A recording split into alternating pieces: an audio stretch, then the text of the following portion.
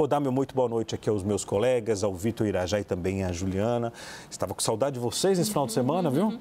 Vou começar com você, Vitor. Vitor, essa regulamentação, ela deve ficar somente para o ano que vem, é isso? É isso, né, Leandro? Isso no Supremo. No Congresso Nacional. No Congresso Nacional. No Congresso Nacional. Antes de qualquer coisa, Leandro, boa noite para você, para a Ju e a todos. Leandro, essa apuração que a Clarissa traz é muito interessante, porque no próprio STF, né, de acordo com a apuração da Clarissa Oliveira, se discute, exatamente discutir isso no Supremo Tribunal Federal, porque o Congresso teria apresentado uma letargia em relação a essas discussões, em relação à regulamentação das redes sociais, depois de uma série de polêmicas e uma resistência muito grande por parte de parlamentares, principalmente da oposição, em relação ao chamado PL das fake news.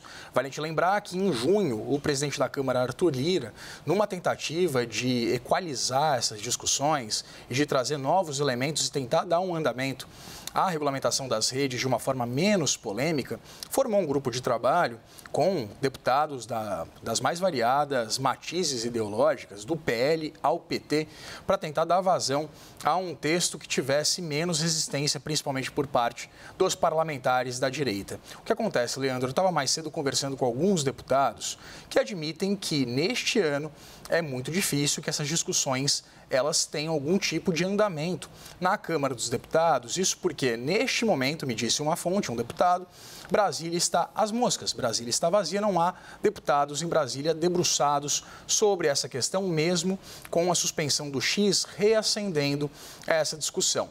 Me disse esse deputado, fazendo até uma piada, que até o fim das eleições e quando a Câmara dos Deputados poderia voltar a se debruçar sobre esse tema, o X já poderia, inclusive, estar de volta, o que, de fato, esfriaria a discussão e a tramitação desse assunto. A análise no Congresso é de que esse assunto deve, de fato, ficar a cargo do próximo presidente da Câmara. Isso porque, logo depois das eleições, os deputados vão continuar as suas articulações em torno da escolha do sucessor de Arthur Lira. Então, não haveria, inclusive, tempo hábil para que esse assunto ele fosse retomado e não haveria uma justificativa tão latente, tão quente, quanto a suspensão do X, porque, na análise desses deputados, a partir, inclusive, desse cumprimento das obrigações por parte do X em relação àquilo que determinou o Supremo Tribunal Federal, a rede social deve ser liberada logo depois das eleições. Então,